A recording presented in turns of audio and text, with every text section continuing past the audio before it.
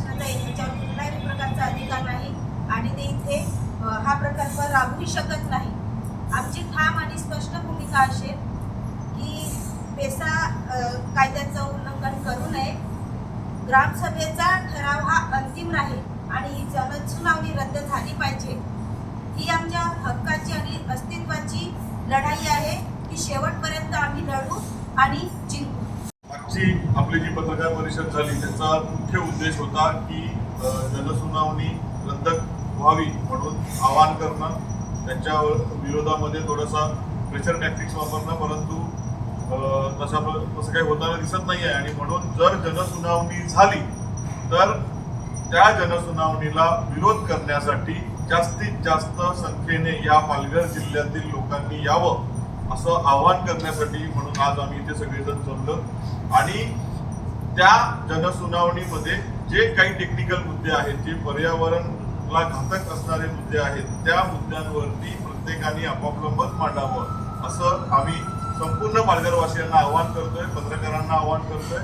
आणि तुमच्या या इलेक्ट्रिक मीडिया आणि प्रिंट मीडियाच्या अनुषंगाने तुम्ही ह्याचं गांभीर्य लोकांपर्यंत ह्या 2 दिवसांमध्ये पोहोचवावं असं मी तुम्हाला सगळ्यांना विनंती करतो. धन्यवाद. स्थगिती मिळवण्यासाठी जो प्रयत्न आम्ही करत होतो त्या प्रयत्नाला आमचं काही आव्हान होतं शासनाला किंवा प्रशासनाला, या अतिशय बेकायदेशीरपणे हा प्रकल्प इथे उभा राहतोय. कारण यापूर्वी त्याने जो प्रकल्प तिथे टाकलेला आहे, तो रेटून नेलेला आहे, त्या प्रकल्पाने मोठ्या प्रमाणामध्ये पाण्याचं, हवेचं आणि ध्वनी प्रदूषण करून पूर्ण भागाला त्रस्त केलेलं आहे. आणि हे करत असताना पुन्हा जर सुद्धा 10 एकराच्या ह्या प्रकल्पामध्ये मोठ्या प्रमाणामध्ये जर प्रदूषण होते किंवा लगत पाड्यांच्या लोकांना, तिथली जी आदिवासी वस्ती आहे त्या आदिवासी वस्तीला तिथून स्थलांतरित होण्यासाठी म्हणजे प्रेरित केलं जाते, म्हणजे व्हावं लागेल. आणि काही लोक झालेले तिथून स्थलांतरित. मग हा जो नवीन प्रकल्प त्यांनी सांगितला की त्या भागातील लोकांना आम्ही रोजगार देऊ, पण अनुभव असा आहे की त्याचा जो पहिला प्रकल्प तिथे आहे किंवा ह्या MIDC भागामध्ये जे प्रकल्प आहेत या प्रकल्पामध्ये कुठल्याही प्रकारचं स्थानिक माणसाला तिथे स्थान नाही, परमनंट अशा नोकऱ्या नाही. मग याच्यातून रोजगार उपलब्ध होईल याच्यावर आता कुठल्या प्रकारचा विश्वास नाही. आणि मोठ्या प्रमाणामध्ये जी लोखंडावर प्रक्रिया तिथे होणार आहे, या प्रक्रियेमुळे आणि तिथला वातावरणीय बदल होणार मोठ्या प्रमाणामध्ये आमचा हा जो भाग आहे, शांत भाग आहे, हरित भाग आहे, हा नष्ट होईल. आणि त्या प्रकल्पामुळे मोठ्या प्रमाणात तिथला जो स्थानिक आदिवासी समाज आहे, लगत पाडे आहेत, त्या पाड्यांना इथून रोजगार मिळण्याच्या किंवा रोजगार मिळणं दुराप्रत आहे. पण ह्या कारखान्याच्या त्रासाने तिथून स्थलांतरित व्हावं लागेल, बाहेर जावं लागेल. आणि म्हणून या जसं आता ते आपण कथन केलेलं आहे की आज खरं म्हणजे या जनसुनावणीला स्थगिती मिळायचा आदेश आम्हाला काहीतरी यायला पाहिजे होता, आमच्यापर्यंत पोहोचायला पाहिजे होता. परंतु हे जे प्रशासन आहे, हे प्रशासन जनजागृतीच्या बाजूला असल्याचं आम्हाला आता खात्री झालेली आहे. आणि म्हणून हा प्रकल्प होऊ नये, आमच्या भागाचा जो ऱ्हास झालेला आहे तो ऱ्हास होऊ नये.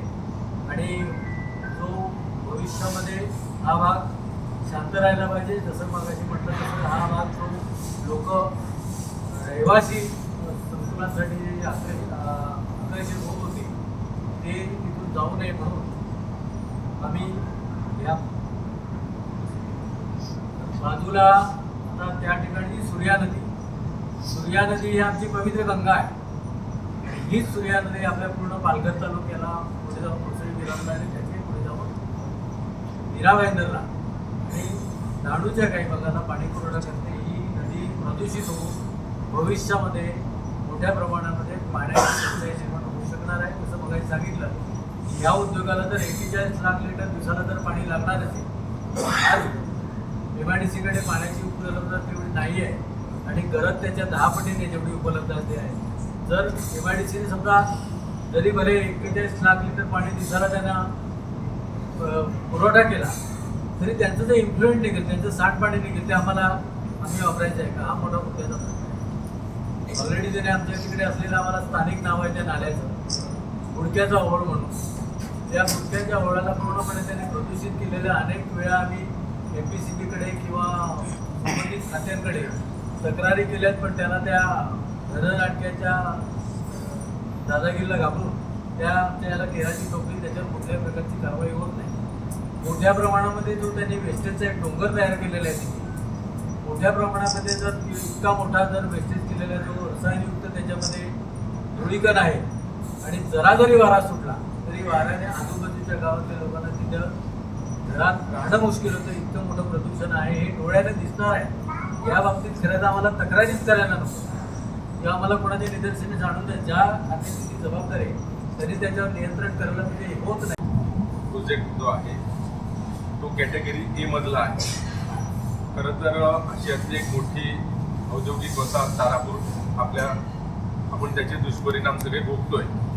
आणि तोच एक पट्टा होता, हरित पट्टा. त्या ठिकाणी बरीचशी गृहसंकुलं आता होत आहेत. म्हणजे लोक राहण्यासाठी म्हणून त्या पट्ट्यात येत होते. परंतु हा जो प्रस्तावित प्रोजेक्ट आहे याच्याने म्हणजे आता शेतकऱ्यांचं जे पाणी आहे, सूर्या प्रोजेक्ट जो आदिवासी उपयोजनेतून झालेला आहे, की इथला आदिवासी स्थलांतरित होतो, त्याला उन्हाळी काम मिळत नाही आणि त्याला दुबार शेती करता यावी म्हणून हा प्रोजेक्ट झालेला होता, धान्य आणि गौडाच धरण. त्याचं जे पाणी आता सिंचन क्षेत्र उलट कमी करायला लावलेलं आहे. म्हणजे शेतकऱ्याला हद्दपारच करावं लागलं, असंच शासनाचं धोरण एकीकडे दिसतंय. आणि असा हा एक कॅटेगरीतला जो प्रोजेक्ट या भागात लादायला लावलेला आहे, त्याला आम्ही म्हणजे इथल्या माननीय जिल्हाधिकाऱ्यांना भेटलो, जेव्हा आम्ही रस्त्यावरची लढाई आंदोलनाच्या माध्यमातून केली, आता आम्ही न्यायालयीन लढाई पण करतोय. परंतु प्रशासकीय जे अधिकारी आहेत, जे प्रशासनाकडून त्यांना पाठीशी घातलं जात आहे.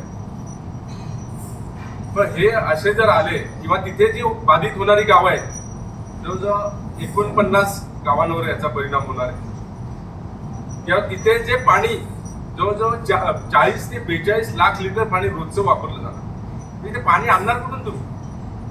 त्यांनी जरी सांगितलंय की ते MIDC कडून आम्हाला दिलं जाईल, मग इथे जे प्रोजेक्ट आता मुरबे बंदर, त्याला 6 लाख लिटरची रोजची गरज. वाढवण बंदर आहे किंवा पलीकडे केळव्याला गेलं तर रिलायन्सचा टेक्सटाईल पार्क आहे. म्हणजे एकंदरीत हे जे प्रोजेक्ट होता त्यांना जर तुम्ही पाणी देणार सगळं त्यांनाच, तर इथे शेतकऱ्यांना किंवा इतकी मोठी आता भविष्यात ह्या म्हणजे वाढवणच्या हिशोबाने भविष्यात खूप मोठी इथे लोकसंख्या वाढणार आहे, गृहसंख्या बरीचशी होणार, त्यांना पाणी कुठून देणार? आणि जो मूळ शेतकरी आहे त्याला तर तुम्ही उद्ध्वस्तच करणार, शेतीला पाणीच मिळणार नाही. म्हणजे अशा पद्धतीने शासनाने फक्त औद्योगिक ज्या इंडस्ट्री आहे किंवा भांडवलदार आहे त्यांनाच फक्त तुम्ही सपोर्ट करणार का? इथला मूळ भूमिपुत्र आहे, शेतकरी आहे, यांना तर उद्ध्वस्तच करायला. जो आता जो काही दाहोसला झाला यांचा करार महाराष्ट्र शासन आणि विराटचे मॅनेजमेंट आहे की इथला जो ट्रायबल आहे त्याला आम्ही रोजगार देऊ. पण अगोदरचा तुमचा अनुभव खूप वाईट आहे. इथल्या स्थानिक रहिवाशांना कोणालाच तुम्ही रोजगार देत नाही, दिला तरी तो फक्त कंत्राटी स्वरूपाचा आहे. म्हणजे मागचे जे अनुभव आहेत ते खूप वाईट आहे. त्याच्यामुळे जनभावना तुम्ही बघाल त्या दिवशी मोर्चा जो निघाला, उत्स्फूर्तपणे लोक आलेले, कुणालाही आणण्यासाठी वाहन किंवा कुणालाही पैशाचं कुठेच खर्च केलेला नाही. ती उत्स्फूर्तपणे लोकभावना होती आणि एक प्रायोगिक फक्त आम्ही इशारा वजा असा मोर्चा काढला होता. जर आम्ही मेहनत घेतली आणि सर्व परिसरातील गावातून जर मोठ्या संख्येनं लोक निघतील आणि याला खूप मोठ्या प्रमाणात विरोध होणार आहे. कारण जे हा रस्त्यावर आताच इतकी विराटची ट्रॅफिक होते त्यांच्या वाहनांची, ती वाहनं पण सुस्थितीत नसतात, त्याच्यातून स्क्रॅप पडत असतो. अनेक वेळा लोकांच्या ज्या दुचाकी आहेत, चारचाकीच्या स्क्रॅप मधून त्यांचे टायर पंक्चर होत असतात. म्हणजे बेदरकारपणे आणि हम करे सो कायदा अशा पद्धतीने विराटचं आतापर्यंत जे बेमूर्तपणाने आणि त्याला सर्व प्रशासनाकडून पाठीशी घातलं जातं. MPCB कडून कसलीही कारवाई होत नाही. अनेक वेळा तक्रारी करून त्याला तुटपुंजा दंड केला जातो, 15,000 किंवा असं. हे पाण्याचं प्रदूषण केलं जातं किंवा जे वायू प्रदूषण आहे तुटपुंज्या स्वरूपात यांच्याकडून दंड वगैरे केला जातो. म्हणजे सगळ्याच यंत्रणा त्यांनी वेठीस धरल्यात असंच आम्हाला वाटतं. त्याच्यामुळे जनभावना आणि उत्स्फूर्तपणे आम्ही सर्व संघटना किंवा त्या भागातील सर्व राजकीय जे कार्यकर्ते आहेत त्यांनी एकत्रित येऊन पुढील लढाई लढण्याचं आता ठरवलं. सांगितलेलं त्याचप्रमाणे सगळे आमदार खासदार याच्यामध्ये सहभागी होणार असल्याचे सांगितलेलं आहे. नेमकं काय? मला असं वाटतं की जिल्ह्यातले जे आमदार किंवा लोकप्रतिनिधी आहेत ते सर्वांची चांगलं मत आहे, कारण ते नेहमीच अधिवेशनाच्या माध्यमातून लोकांचे प्रश्न मांडण्याचा प्रयत्न करतात. आम्हाला खात्री आहे की जनसुनावणी रेटण्याचा प्रयत्न झाला तर जनसुनावणी हा शेवट नाही आहे. त्यांना ह्या प्रोजेक्ट ह्याच भागामध्ये जर करायचा आहे तर जे काही आमच्याकडे असलेला अधिकार आहे म्हणजे न्यायालयीन लढाई आणि रस्त्यावरची लढाई आम्ही आरपारची अशी लढू की त्यांना फिरणं मुश्किल होऊन जाईल. हे लक्षात ठेवावं. शेवटी तुम्ही आणि जे जनप्रतिनिधी आहेत त्यांनाही आम्ही सर्व आजपासून भेटण्याचा प्रयत्न करतोय. जशी त्यांची अवेलेबिलिटी आहे त्यांना आम्ही विनंती करणार आहोत की या लढ्यामध्ये त्यांनी आमच्यासोबत अगदी उघडपणे यावं आणि जनतेचा आवाज हा त्यांच्या माध्यमातून शासनापर्यंत अचूक ताकदीने पोहोचावा, कारण ते आमचे प्रतिनिधी आहेत, ते शासकीय आमचे प्रमुख आहेत लोकप्रतिनिधी म्हणून. आणि मला खात्री आहे आम्हाला सर्वांनाच की सर्व लोकप्रतिनिधी आमच्या मागे भक्कमपणे उभे राहतील आणि त्यांच्या माध्यमातून आणि सर्वांच्या ताकदीने आम्ही हा लढा हा शेवटच्या टोकापर्यंत जोपर्यंत हा प्रोजेक्ट बंद होत नाही तोपर्यंत आम्ही पुढे देऊ.